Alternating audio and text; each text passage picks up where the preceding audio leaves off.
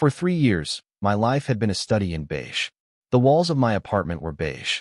The cubicle at my data entry job was beige. Even my diet, a rotation of chicken, rice, and steamed broccoli, felt beige. I existed in a state of quiet, predictable neutrality. My apartment, for B, was my shell, a place where the world and its vibrant, messy colors could be kept at a safe distance. Across the hall, in 4A, lived Julian. He was the exception. Julian was a splash of deep, unsettling cobalt blue against my beige canvas. He had moved in a year after I did, with his wife, Elena. They were laughter and the smell of garlic bread in the hallway, late-night music filtering softly through the walls. I'd see them in passing, his arm always around her, his smile reserved just for her.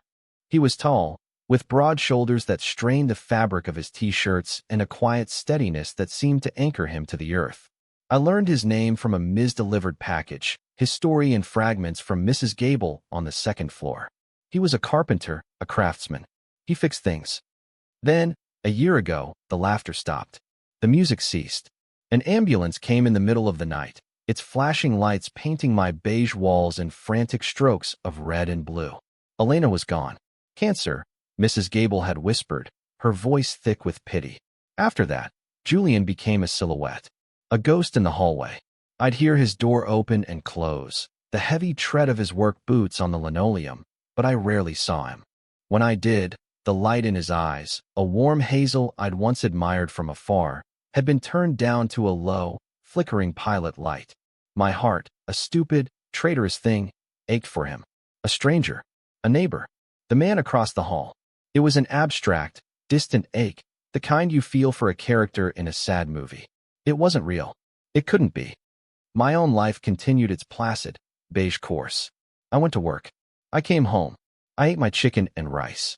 I read books about people who lived lives of adventure and passion. I was a professional observer, a spectator in the sport of living. The most exciting part of my week was the trip to the grocery store on Saturday mornings. It was safe. It was controlled. It was profoundly, deeply lonely. And then, one Tuesday evening, there was a knock on my door. It was a firm, solid sound, not the timid rap of a delivery person or the frantic drumming of a proselytizer. It was a knock with purpose. I froze, my fork halfway to my mouth. No one ever knocked on my door. I considered not answering, letting whoever it was assume I wasn't home. It was the beige thing to do, the safe thing. But a second knock followed, just as solid as the first. Curiosity, a long-dormant emotion, stirred within me. I put my fork down, wiped my mouth with a paper napkin, and walked to the door. My heart was doing a strange, unfamiliar tap dance against my ribs. I looked through the peephole, and the world tilted. It was Julian. He was standing there, his broad shoulders filling the distorted lens. He wore a plain gray t-shirt, faded jeans, and a look of weary frustration. His hair, a dark brown that always looked a little unruly, was damp with sweat. He wasn't looking at my door, but down at his own hands, one of which was flexing and unflexing into a fist. He looked lost. I took a breath. I opened the door. He lifted his head, and his hazel eyes met mine. Up close, they were even more striking, flecked with gold and green, and rimmed with thick, dark lashes. The pilot light was still there, low and flickering, but for the first time in a year, I saw a spark. "Sorry to bother you," he said. His voice was deeper than I'd imagined, a low baritone with a gravelly edge, like stones tumbling in a slow river. "I'm Julian from 4A. "I know," I said, and then immediately wished I hadn't. It sounded like I'd been stalking him, which, I suppose, in a quiet, observational sort of way, I had been. "I mean, we're neighbors." "I'm Leo." A ghost of a smile touched his lips, not quite reaching his eyes. "Leo. Right. Listen, this is weird, but I need a hand with something, and you're the only person I could think of." My mind raced through the possibilities. Did he need help moving furniture? A jump for his truck? Did he need to borrow a cup of sugar? I was prepared for any of those things. I was not prepared for what he said next. "I need you to help me get something off," he said, and the weariness in his eyes was suddenly tinged with a raw, almost desperate vulnerability. In my bedroom, my beige world cracked right down the middle. My brain short-circuited. For a solid 10 seconds, I just stared at him, my mouth slightly agape. The hallway, with its flickering fluorescent light and the faint smell of Mrs. Gable's pot roast, seemed to recede, leaving just the two of us in a bubble of charged, awkward silence. In my bedroom, the words echoed in the empty space of my mind, setting off alarms I didn't know I had. Julian must have seen the panic on my face, because he quickly raised a hand, a gesture of placation. "No, God, not like that," he said, a faint flush rising on his neck. "I'm sorry, that came out all wrong. It's mechanical. A piece of furniture. It stuck. My wife, Elena, she bought this ridiculously complicated wardrobe, and I was trying to take it apart. A piece is jammed, and I just need another set of hands to hold it steady while I try to pry it loose. It's in the bedroom. The wardrobe, I mean." Relief washed over me so intensely it made me feel lightheaded. Of course. A wardrobe. Furniture. Mechanical. Those were safe, understandable words. Not at all like the chaotic, terrifying implications of his initial phrasing. "Oh," I said, the sound small and thin. "Right. Sure. I can help with that." "You sure?" he asked, his gaze searching mine. "I really don't want to impose." "No, it's fine," I insisted, perhaps a little too eagerly. "I was just eating." I gestured vaguely back into my apartment, toward my plate of beige food. The thought of finishing it now seemed impossible. Adrenaline, or something like it, was fizzing in my veins. "I can wait," he offered. "Don't be silly. It'll get cold anyway," I said, stepping out into the hall and pulling my door closed behind me.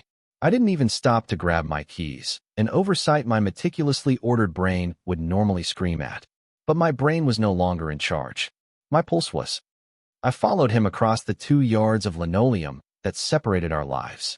His apartment, when he pushed the door open, smelled different from mine. Mine smelled of nothing, of clean linen and unscented soap. His smelled of sawdust, old books, and something else, something uniquely him. A faint, spicy scent that might have been cologne, but felt more ingrained, like it had soaked into the very walls. It was warm and masculine and utterly intoxicating. The living room was neat, but looked paused. A stack of mail sat on a small entryway table. A single coffee mug was on the coaster on the end table. It was a space that was being maintained, not lived in. It felt like a museum of a life that had once happened here. I saw a framed photo on the wall. Julian and Elena on a beach, squinting into the sun, her head thrown back in laughter, his arm wrapped tightly around her. The sight sent a pang of something complicated through my chest. Guilt? Envy? I wasn't sure. "It's through here," Julian said, his voice pulling me from my thoughts. He led me down a short hallway. The walls were lined with more photos, a chronicle of a shared life. Vacations, holidays, candid moments. I tried not to look, feeling like an intruder. He pushed open a door at the end of the hall, and we stepped into the bedroom. The first thing I noticed was the bed. It was huge, a dark wood monstrosity with a tall headboard, and it was perfectly made, the duvet pulled tight, the pillows fluffed. It looked like a bed in a hotel, untouched and impersonal. The second thing I noticed was the wardrobe. It was just as he described, ridiculously complicated. A behemoth of dark, gleaming cherry wood, with ornate carvings and multiple doors. One of the large side panels was hanging at a precarious angle, clearly detached at the top, but jammed somehow at the bottom. Tools were scattered on the floor around it. A mallet, screwdrivers, a crowbar. "This is the beast," Julian said, running a hand through his already messy hair. The gesture was so full of frustration, it was almost painful to watch. "Elena ordered it online. Said it had character. I told her it was a demon sent from the 7th circle of IKEA to test our marriage." A sad smile flickered on his face again. It was the first time he'd mentioned her with anything other than a flat, factual tone. The hint of humor, buried in grief, was devastating. "I've been trying to get this panel off all day," he explained, pointing to the jammed section. "I think the dowel pin is warped. If you can just hold the top and pull outward with steady pressure, I can try to get the crowbar under the bottom here and lever it out." "Okay," I said, my voice sounding more confident than I felt. I moved into position, my hands finding purchase on the cool, smooth wood of the panel. The space was tight. To get a good grip, I had to stand close to him, so close our shoulders were almost touching. I was acutely aware of the warmth radiating from his body, the scent of sawdust, and that spicy, personal scent now stronger than ever. My skin tingled where our arms brushed. "Ready?" he asked, crouching down with the crowbar. I nodded, unable to speak. I tightened my grip on the heavy panel and leaned back, pulling with a steady force as he'd instructed. My muscles, accustomed to nothing more strenuous than clicking a mouse, protested. "Got it," he grunted, his focus entirely on the joint where the wood was stuck. I could see the muscles in his back and shoulders bunch and strain under his t-shirt as he worked the crowbar into the seam. He was strong. The thought was simple, declarative, and sent a shiver down my spine. "Yeah, I've got it," I managed to say, my voice a little breathless. "Okay, on three," he said. "Pull hard. 1, 2, 3. I pulled with everything I had. He leveraged the crowbar. There was a loud, groaning crack of tortured wood, and the panel suddenly broke free. The abrupt release of tension sent me stumbling backward. The heavy panel came with me, and for a terrifying second, I thought it was going to crush me. But Julian moved faster than I could have imagined. He dropped the crowbar with a clatter and lunged, not for the panel, but for me. His hands clamped onto my upper arms, steadying me, while his body effectively shielded me from the falling wood. The panel hit the floor with a deafening bang, missing us by inches. And there we were, frozen. My back was pressed against the wall, the heavy panel lying at our feet. Julian was standing in front of me, his hands still gripping my arms, his body a solid wall of heat just inches from mine. His face was so close I could see the tiny lines around his eyes, the faint stubble on his jaw. He was breathing hard, and his hazel eyes, wide with alarm, were locked on mine. The pilot light was gone. In its place was a roaring, uncontrollable flame. The world shrank to the space between our bodies. The air was thick with the dust of old wood and something else, something electric and terrifying. I could feel his heart hammering against his chest, or maybe it was mine. I couldn't tell where he ended and I began. My beige, predictable world had not just cracked. It had been shattered into a million brilliantly colored pieces, and I had no idea what to do. Time seemed to stretch and warp. A second felt like an eternity. Julian's hands were still on my arms, his grip firm but not painful. It was grounding. If he let go, I was fairly certain I would slide down the wall and end up in a puddle on the floor. His chest rose and fell with his ragged breaths, and I found myself unconsciously matching his rhythm. His eyes. I couldn't look away from his eyes. The shock and alarm were slowly receding, being replaced by something else. Something I couldn't name. It was intense, a focused scrutiny that made me feel completely transparent, as if he could see right through my skin and into the frantic, fluttering mess of my insides. He blinked, a slow, deliberate movement, and his gaze dropped for a fraction of a second to my mouth before snapping back up to meet mine. My own breath hitched in my throat. He let go of me then, so suddenly that I did sway, my hand instinctively coming up to brace myself against the wall. He took a step back, running a hand over his face. The connection was broken, and the sudden cold where his hands had been was a physical ache. "Sorry," he muttered, his voice rough. He wouldn't look at me. He bent down and started wrestling with the heavy wood panel, trying to lift it. That was stupid. Should have cleared the area first. "It's okay," I said, my voice a hoarse whisper. No harm done, but that was a lie. Something had been done. A line had been crossed, a door had been opened, and I didn't think either of us knew how to close it. I knelt to help him, my movements stiff and awkward. Together, we leaned the heavy panel against the wall, out of the way. We worked in silence, the only sounds the scrape of wood on the floor and our own unsteady breathing. The air in the room was still thick with unspoken words, with the ghost of that moment when we had been pressed so close together. "Well," he said, straightening up and wiping his dusty hands on his jeans. He still wasn't looking directly at me, his gaze fixed on the dismantled wardrobe, as if it were the most fascinating object in the world. "That's one piece down. Only about 100 more to go." I knew I should leave. The job was done. I had provided the extra set of hands he needed. I should say "you're welcome," and retreat to the safety of my beige apartment, where I could spend the next week, or month, or year, dissecting that single, charged moment. It was the sensible thing to do.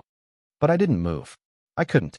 I was rooted to the spot, a strange mix of terror and exhilarating hope holding me captive. "Do you want help with the rest of it?"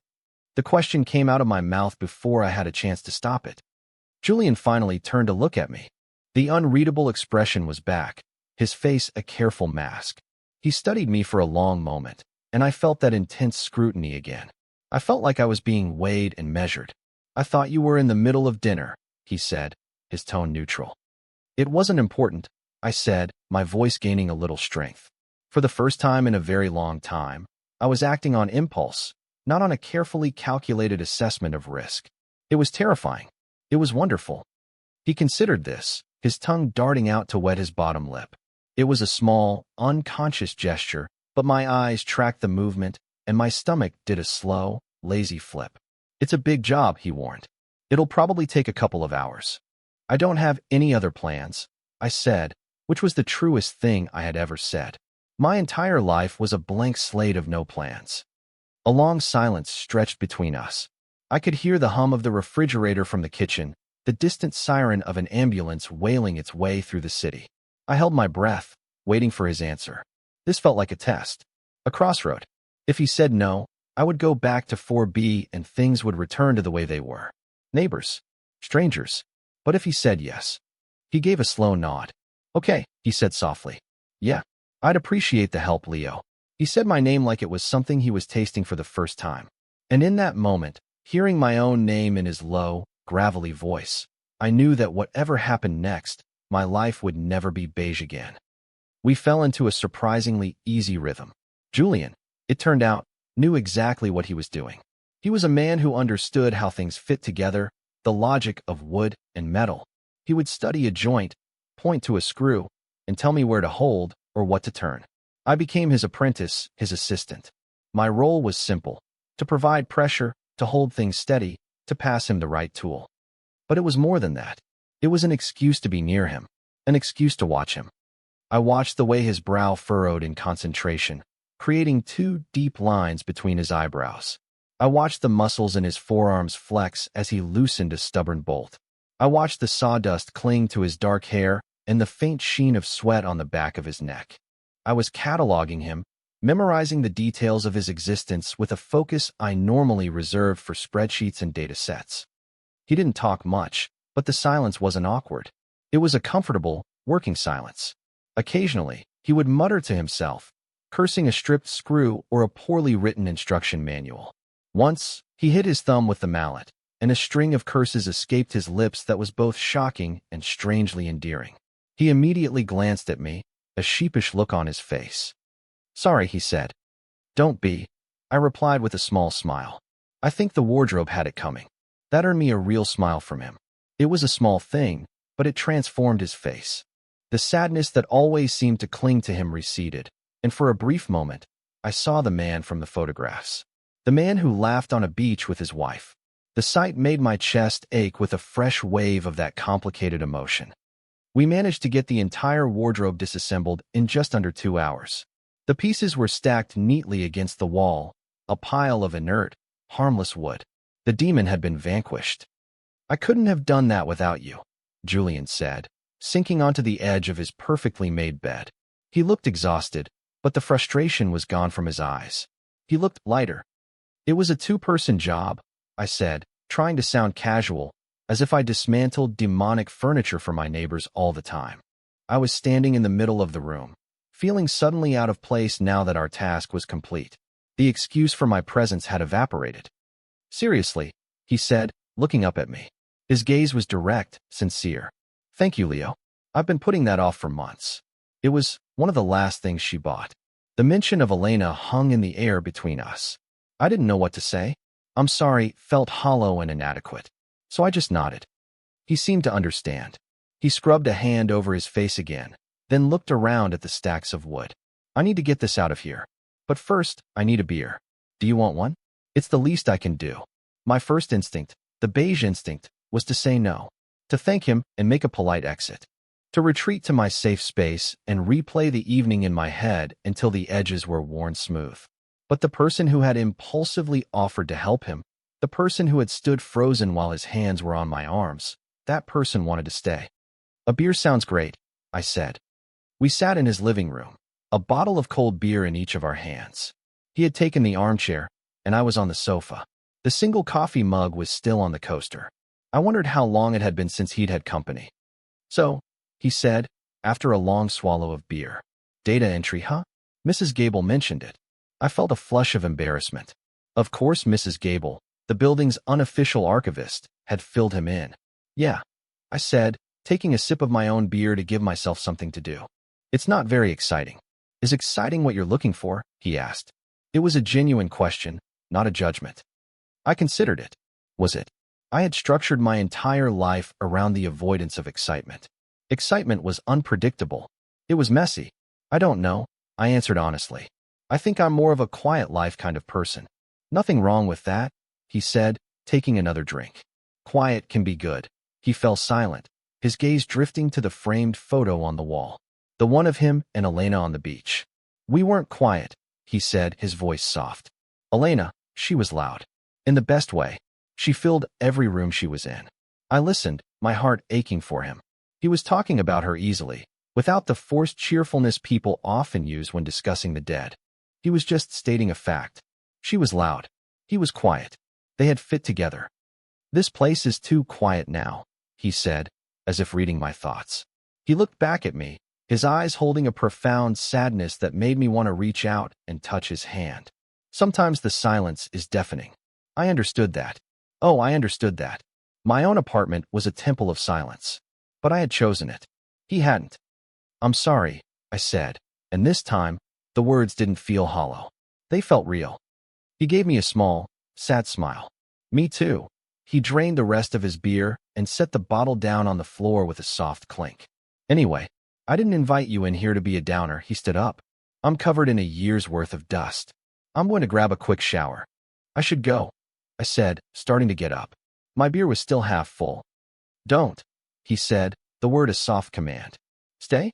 Finish your beer.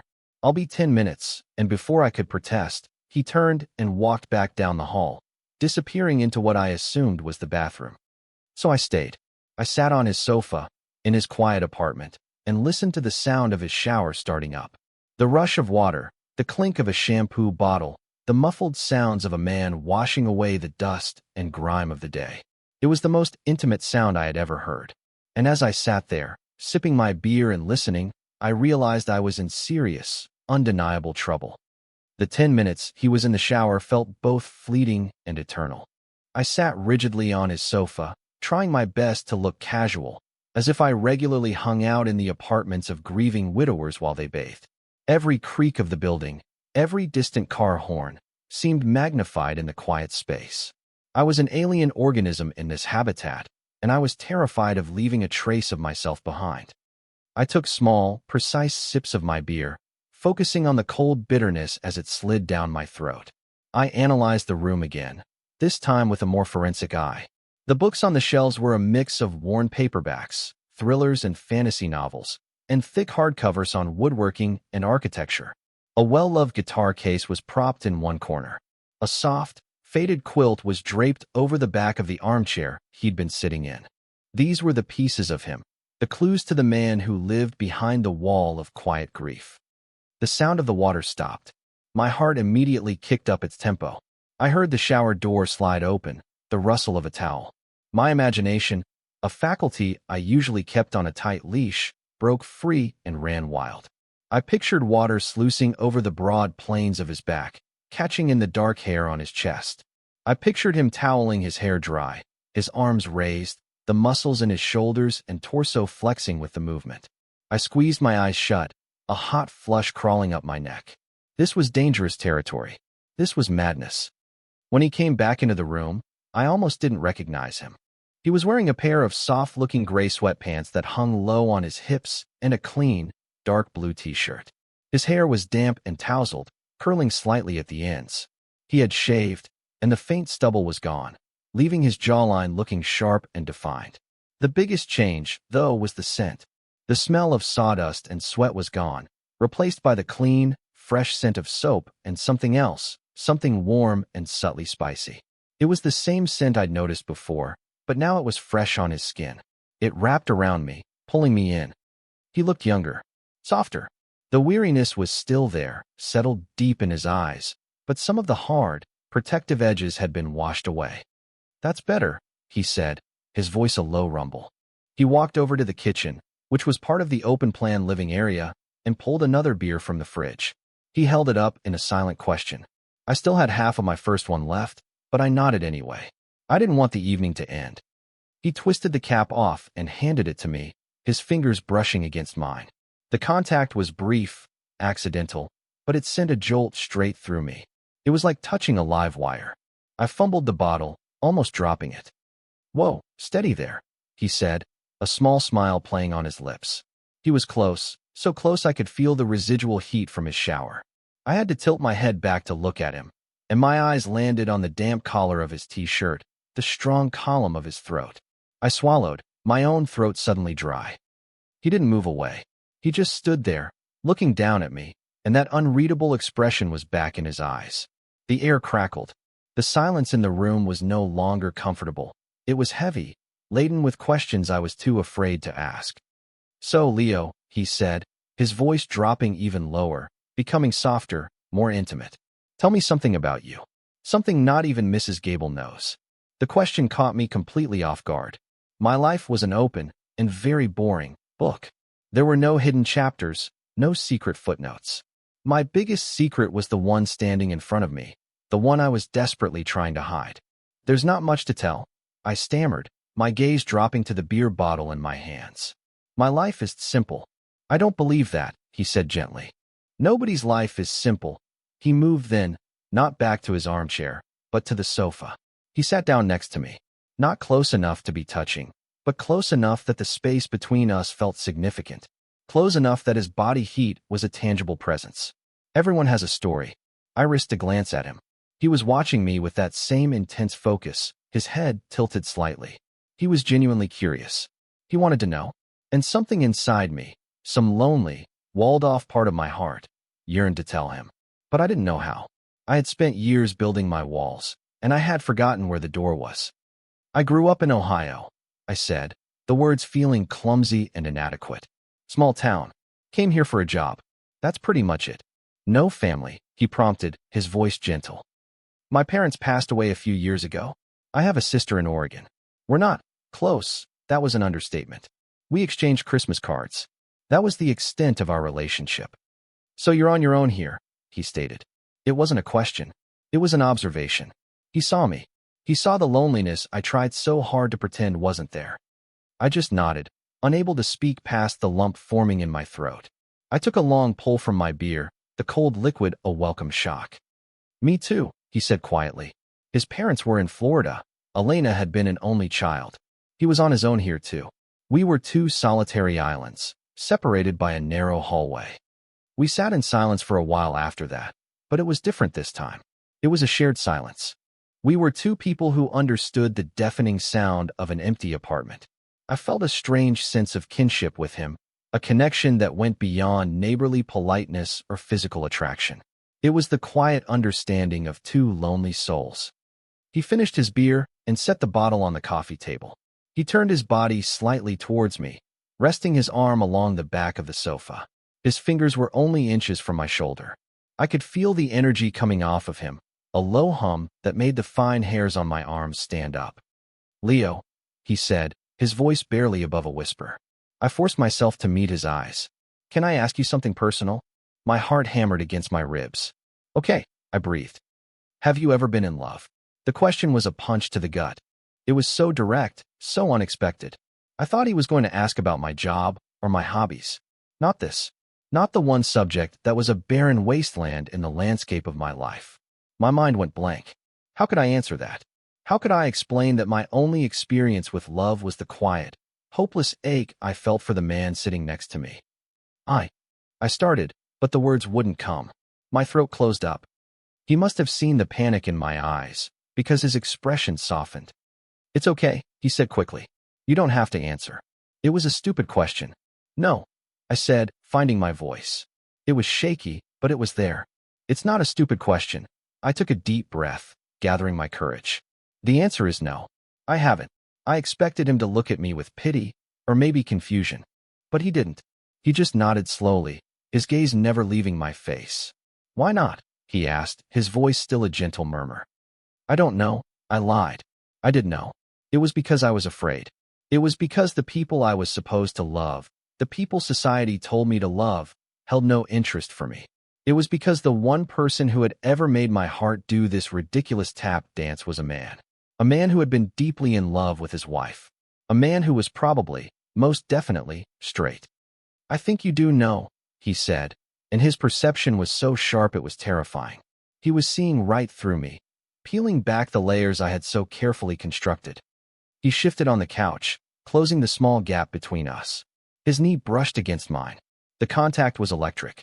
I flinched, a small, involuntary movement.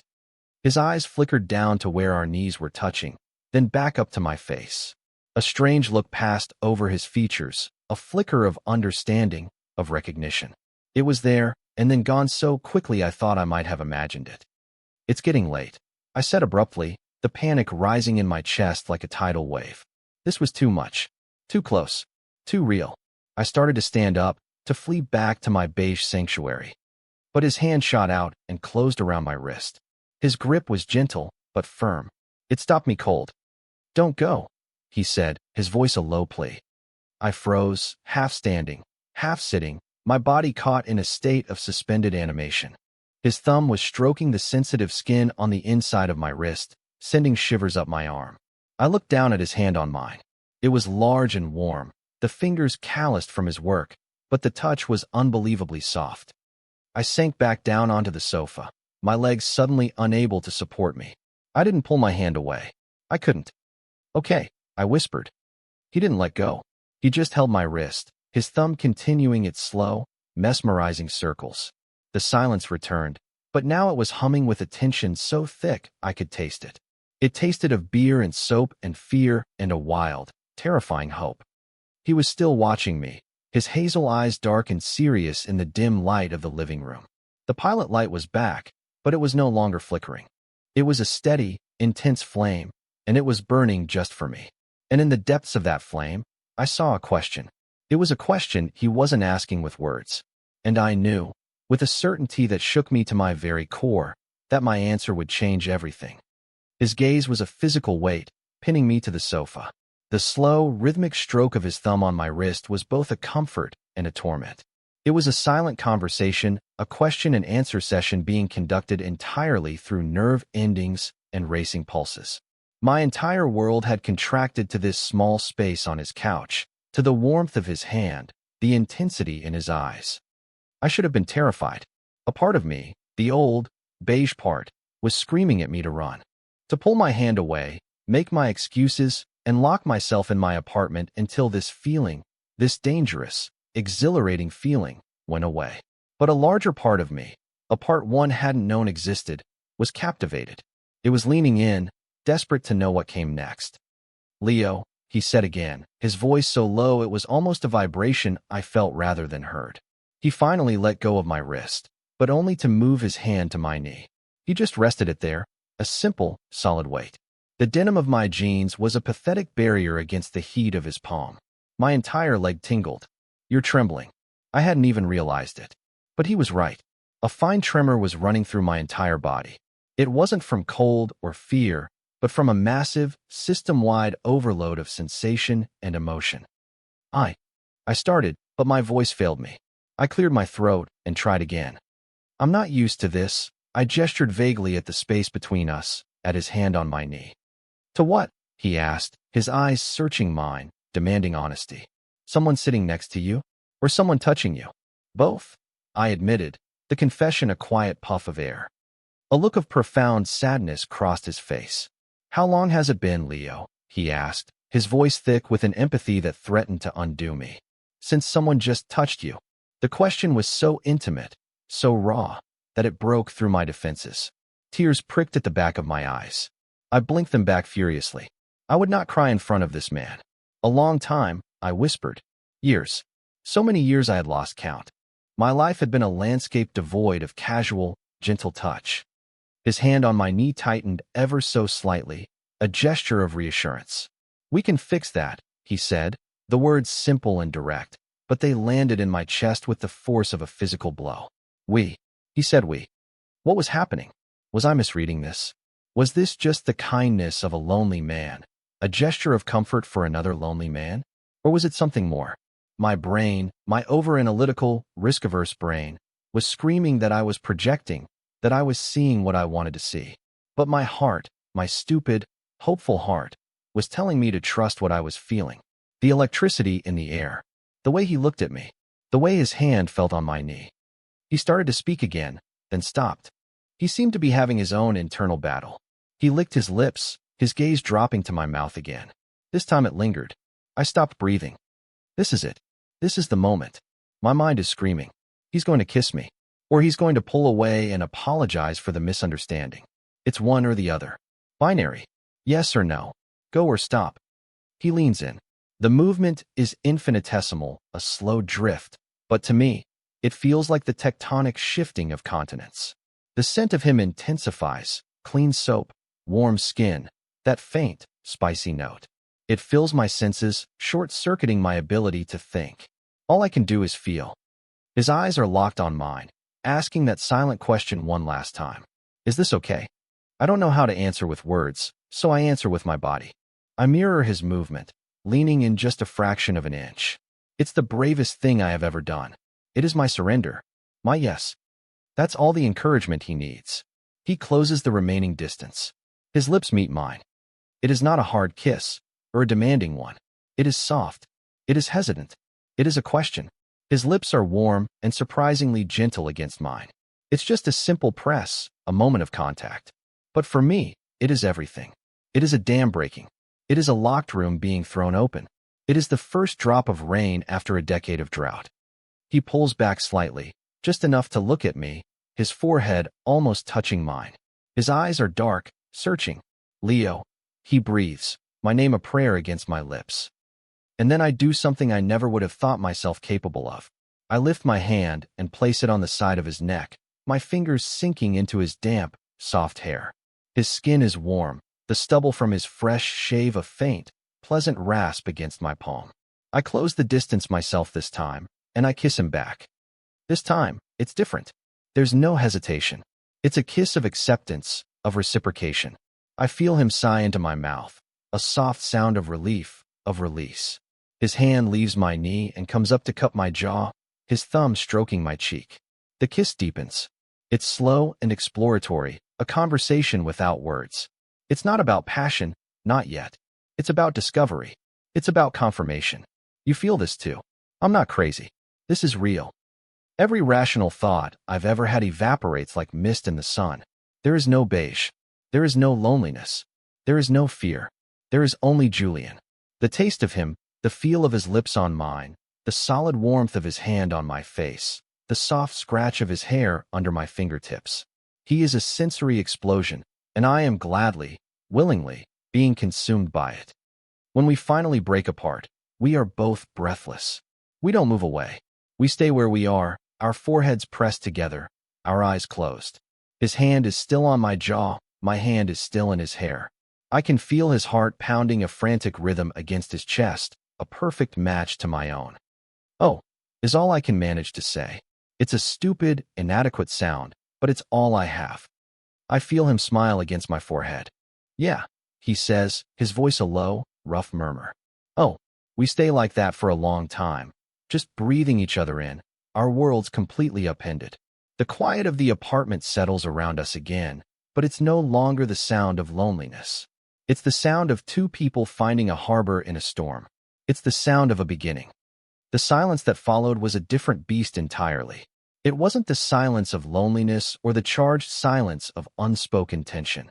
It was the soft, humming silence of the aftermath, of a question that has been asked and answered so definitively that words felt clumsy and unnecessary. I kept my eyes closed, afraid that if I opened them, I would find myself back in my own apartment, that this entire, impossible evening had been a dream. But Julian's hand was still cupping my face, his thumb stroking a slow, soothing path along my jawline. The warmth of his skin, the slight roughness of his calluses, was an anchor to this new reality. He was real. This was real. Leo, he whispered, and I slowly opened my eyes. He was looking at me with an expression of such raw, unguarded tenderness that it stole my breath all over again. The careful mask was gone. The unreadable expression was gone. In its place was a vulnerability that mirrored my own. "Julian," I whispered back, my own voice shaky. Saying his name felt different now. It felt like an intimacy in itself. He let out a long, slow breath. "I've wanted to do that," he confessed, his voice barely audible, "since the day you dropped your groceries in the hallway and I helped you pick them up." My mind scrambled to retrieve the memory. It had been months ago, maybe even a year. The strap on my paper bag had broken, sending a cascade of oranges rolling across the linoleum. He had come out of his apartment and helped me gather them, his large hands gently corralling the runaway fruit. I had been mortified, mumbling my thanks and fleeing into my apartment as fast as I could. I had replayed my own clumsiness in my head for days. I never once imagined that he had been thinking about anything other than my incompetence. "That was a long time ago," I said, stunned. "Yeah," he said with a wry, self-deprecating smile. "I'm not exactly fast on the uptake." And I wasn't ready. His smile faded, and the sadness crept back into his eyes. "Elena," he didn't need to finish the sentence. "I understand," I said softly. And I did. Grief was a shadow that didn't just disappear. What he had with his wife had been real and deep. I wasn't a replacement for that. I couldn't be. The thought sent a small, sharp pang of insecurity through me. He seemed to sense my shift in mood. His thumb stilled on my cheek.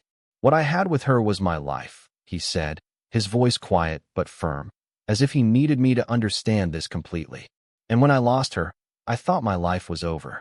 For a long time it was. I was just existing. Waking up, going to work, coming home. The silence in this place." He shook his head. "It was eating me alive." He looked around the room, at the ghosts of the life he had shared with her. Then, I started to notice things again. Small things. The way the light hits the tree outside my window in the morning.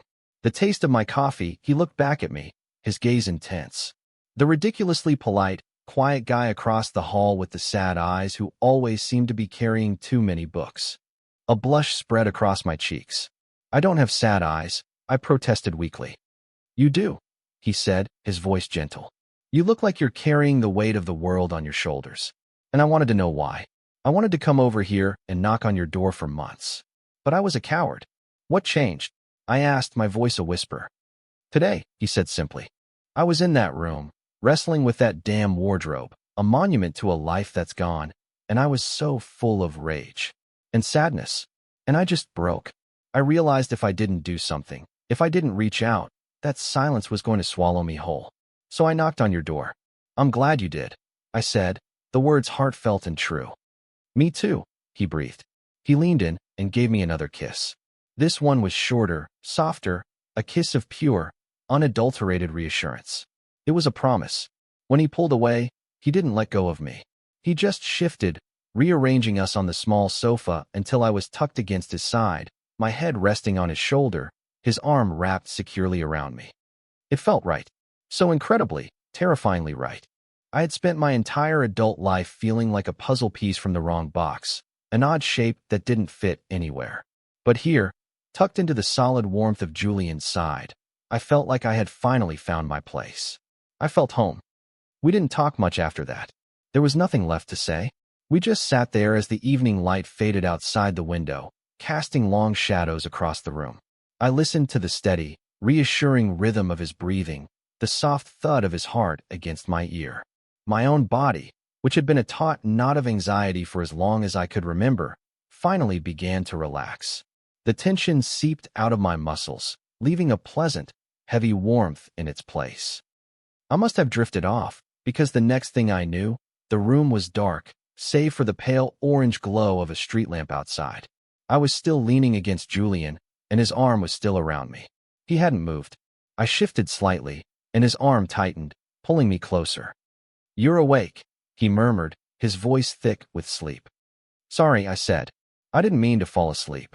"Don't be sorry," he said, his lips brushing against my hair. "I was watching you. You looked peaceful." The thought of him watching me sleep should have been unsettling, but it wasn't. It felt protective, cared for. "What time is it?" I asked, my voice raspy. He craned his neck to see a clock on the cable box. "A little after 1. 1 in the morning." I had been in his apartment for hours. I should go. I really, truly should go back to my own bed. But the thought of leaving the warmth and safety of his arms to go back to my cold, empty apartment was unbearable. "You should stay," he said, as if he had plucked the thought directly from my mind. My heart leaped. "Here?" I asked, my voice small. "On the sofa?" He was quiet for a moment. Then he said, his voice very soft, "Or you could stay with me." "In my bed," he rushed to add, "just to sleep. Nothing more. Unless you wanted more. But no pressure. God, I'm making a mess of this." I couldn't help but smile in the darkness. This confident, capable man, who could dismantle a demonic wardrobe with his bare hands, was nervous. It was endearing. I lifted my head from his shoulder to look at him. I couldn't see his expression clearly in the dark, but I could feel his uncertainty. I reached up and touched his face, my fingers tracing the line of his jaw. "I'd like that," I said. "I'd like to stay with you." The relief that radiated from him was a palpable thing. He stood up, pulling me gently to my feet.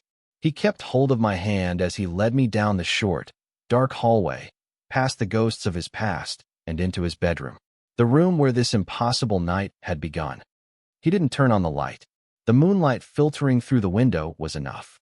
In silence, he pulled back the heavy duvet on the large, perfectly made bed. He got in on one side, and I, feeling like I was in a dream, got in on the other. The sheets were cool and crisp against my skin. The bed was huge, with a vast, empty space between us. I lay on my back, staring up at the ceiling, my heart thumping a nervous rhythm. This was too much, too fast. I didn't know the rules for this. What was I supposed to do? Then, I felt him shift. He rolled onto his side, facing me. I felt his hand find mine in the darkness, his fingers lacing through mine. He gave my hand a gentle squeeze. "Good night, Leo," he whispered across the space between us. "Good night, Julian," I whispered back. And with his hand holding mine, the scent of him on the pillows, and the steady sound of his breathing beside me in the dark, I closed my eyes. The beige was gone. My world was filled with the brilliant, terrifying, beautiful color of cobalt blue. And for the first time in a very long time, I didn't feel lonely at all. I felt safe. I slept. I woke slowly, drifting up from a deep, dreamless sleep. My first conscious thought was one of confusion. The light was different, softer than the harsh morning sun that usually sliced through my own blinds. The air smelled different, too. Not of my unscented soap, but of him. That warm, spicy scent, mingled with the clean smell of laundry and the faint, lingering trace of sawdust. Then memory came rushing back in a dizzying flood. The wardrobe, the kiss, the sofa, his bed. My eyes snapped open. I was in his bed. I was lying on my side, facing the middle of the mattress. And he was there, on his own side, also on his side, facing me. He was still asleep. In the soft morning light, I could see his face clearly. His dark hair was a mess, falling across his forehead. His long, thick eyelashes rested against his cheek. His lips were slightly parted, and a faint, rumbling snore escaped them with every exhale. He looked younger, more vulnerable in sleep. The lines of grief and weariness that etched his face when he was awake were smoothed away, leaving only a deep, peaceful calm. Our hands were still loosely clasped between us on the sheets. Sometime during the night, we must have moved closer because the vast space that had separated us was gone. Our knees were almost touching. I could feel the heat radiating from his body, a comforting, solid presence in the quiet room. I lay there, perfectly still, just watching him breathe. It was a profoundly intimate act, more intimate than the kisses we had shared. To see someone in this unguarded state, to be allowed into the quiet sanctuary of their sleep, felt like a privilege. My heart swelled with an emotion so powerful it almost hurt. It was a complex cocktail of tenderness, affection, and a fierce, protective urge that was entirely new to me. This was dangerous. This feeling was terrifying. It was one thing to have a secret, distant crush on the man across the hall. It was another thing entirely to be lying in his bed, holding his hand, feeling this overwhelming wave of something that felt terrifyingly like the beginning of love. What if this was a mistake? What if he woke up and regretted everything? He was grieving. He was lonely. Maybe I was just a convenient port in a storm, a temporary distraction from his pain. The thought sent a cold spike of fear through my chest, and my carefully constructed beige walls started to reassemble themselves, brick by anxious brick. He stirred, his brow furrowing slightly in his sleep. He mumbled something incoherent, and his fingers tightened around mine. My panic subsided, replaced by the simple, undeniable reality of his touch. He wasn't letting go. I stayed like that for what felt like an hour, just watching him, my mind a battlefield of hope and fear. This was all too new, too much. I wasn't equipped for this level of emotional intensity. I was a man who found excitement in alphabetizing his spice rack. Lying in bed with a man I was falling for was so far outside my comfort zone, I couldn't even see the zone from here. Slowly, carefully, so as not to wake him, I slipped my hand from his. The loss of contact was immediate and sharp. I sat up, the cool air of the room a shock against my warm skin. I needed to go. I needed to get back to my own apartment, to my safe space, where I could think, where I could process this without the overwhelming distraction of his physical presence. I swung my legs over the side of the bed, my feet finding the cool wood of the floor. I stood up, my movements stiff. I looked back at him, still asleep, a lone soldier on the vast battlefield of the bed. A part of me wanted to crawl back in, to tuck myself against his warmth and pretend the rest of the world didn't exist. But the fear was stronger. I tiptoed out of the bedroom and down the hall, past the silent, watching photographs of his other life. I found my shoes by the front door, next to his heavy work boots. I slipped them on, my hands trembling slightly. I let myself out of his apartment, the click of the lock sounding unnaturally loud in the quiet morning hallway. I fumbled for my own keys, my fingers clumsy and uncooperative. When I finally got my door open and slipped inside, I leaned back against it, my heart hammering against my ribs. I was home. I was safe. And I had never felt more alone in my entire life. The silence in my apartment was absolute. It pressed in on me from all sides, a physical weight. The beige walls seemed to mock me with their blank, emotionless neutrality. I walked through the small space, touching the back of my sensible armchair, the smooth surface of my meticulously tidy kitchen counter. It was all exactly as I had left it, but it felt alien, foreign. It was the museum of a life that no longer fit me. My half-eaten dinner from the night before was still on the coffee table. The sight of the congealed chicken and rice made my stomach turn. I carried the plate to the kitchen and scraped the contents into the trash. The beige diet of a beige man. I made coffee, the familiar ritual a small comfort in the chaos of my thoughts.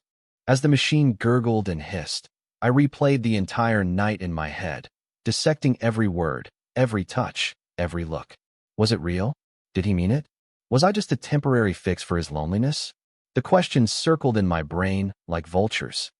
The biggest question, the one that terrified me the most, was, what now? What happens when he wakes up and finds me gone? Would he be relieved? Would he be hurt? Do we pretend it never happened, retreating back to our separate corners, becoming silent, awkward neighbors again? The thought was unbearable. I poured my coffee into my favorite mug, a plain white ceramic one, and sat on my sofa. The sofa where I had spent countless lonely nights reading about other people's lives. I looked across the room at my front door. Behind that door, just a few yards away, a man was sleeping in his bed. A man who had kissed me. A man who had held my hand while I slept. A man who had cracked my beige world wide open. I was a coward. I had run away. I had let my fear win. The realization settled in my gut like a lead weight. For years, I had lamented my loneliness, my isolation. But I had been an active participant in its creation. I had built the walls, locked the doors. Last night, Julian had offered me a key. And this morning, I had thrown it away. The coffee tasted bitter in my mouth. I put the mug down, the clatter of ceramic on wood echoing in the silence. I stood up. I walked to the door. I put my hand on the doorknob. What am I doing? My brain screamed at me. Go back to the sofa. Drink your coffee. Turn on the TV. Forget this ever happened. It's safer. But for the first time, the safe option felt like the wrong one. Safe was lonely. Safe was beige. I didn't want to be safe anymore. I wanted to be brave. I took a deep breath. I turned the knob. I opened the door. I stepped out into the hallway, and I knocked on the door to foray. I waited, my heart pounding a frantic, desperate rhythm against my ribs. Every second that passed felt like a year. Maybe he was still asleep. Maybe he was in the shower. Maybe he had seen me leave and had locked the deadbolt, determined to pretend last night never happened. My courage began to falter. This was a mistake. I should retreat. Just as I was about to turn and flee back to the safety of my apartment, the door opened. Julian stood there. He was shirtless, wearing just the gray sweatpants from the night before. His hair was even more of a mess than when he was asleep, and his eyes were heavy-lidded, still clouded with sleep. He blinked at me, confusion warring with something else on his face. "Leo," he said, his voice a low, gravelly rasp. "Hi," I said, my own voice barely a squeak. "Hi." I went back to my apartment to make coffee, and I realized I didn't. I didn't say goodbye or good morning. I was rambling, my words tumbling over each other in my haste to explain my cowardice. He just looked at me. He didn't smile. He didn't speak. His expression was completely unreadable, and my stomach plummeted. He regretted it. I knew it. He regretted everything. "I'm sorry," I said, my voice cracking. "I shouldn't have. I should go." I started to back away, the shame and rejection a hot flush on my face. "Stop," he said. The word was quiet, but it had the force of a physical command. It stopped me in my tracks. He stepped forward, into the doorway, and reached out, taking my hand. He threaded his fingers through mine, his grip firm and sure. He gently pulled me forward, out of the hallway and into his apartment, closing the door behind me with his foot. He didn't let go of my hand. He just stood there in front of me, in the dim light of his entryway, holding my hand and looking at me. His eyes searched my face, and this time, I could see the emotion in them. It wasn't regret. It was relief. A deep, profound relief that mirrored my own. "I woke up," he said, his voice still rough with sleep, "and you were gone. I thought." He trailed off, shaking his head slightly. "I thought I dreamed it all." "It wasn't a dream," I whispered. "No," he said, a slow smile finally spreading across his face.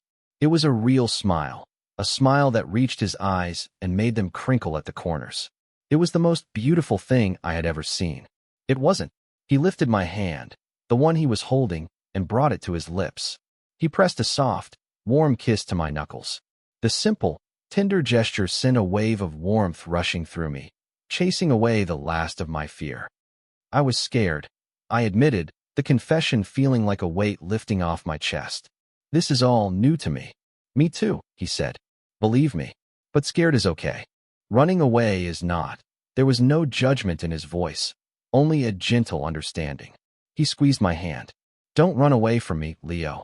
"I won't," I promised, and I meant it with every fiber of my being. "Not again." He smiled again, then his expression turned serious. "So, what now?" he asked, the same question that had been tormenting me all morning.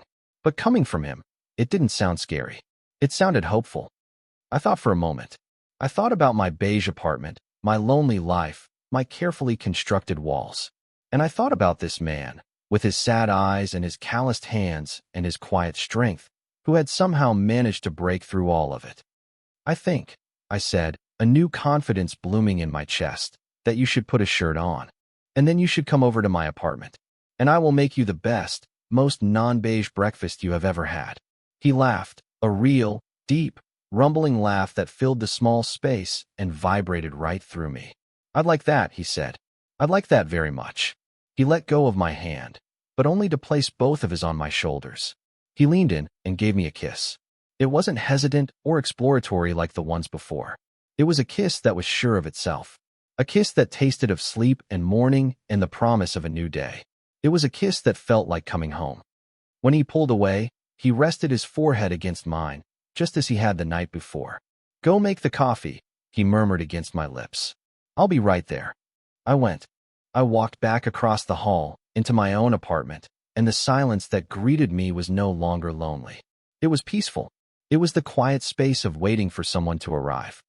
I put on a fresh pot of coffee and started pulling ingredients from my refrigerator. Eggs, cheese, peppers, onions. I would make him an omelet. A big, messy, colorful omelet. It felt like a statement, a declaration of intent. As I chopped the vegetables, the steady, rhythmic thump of the knife on the cutting board was a comforting sound. I felt a sense of purpose I hadn't felt in years. I wasn't just existing anymore. I was living. I was participating. A few minutes later, there was a knock on my door. It was a familiar, solid knock. I smiled.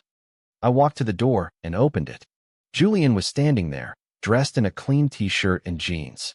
He was holding two mugs in his hands. One was a plain, dark blue one.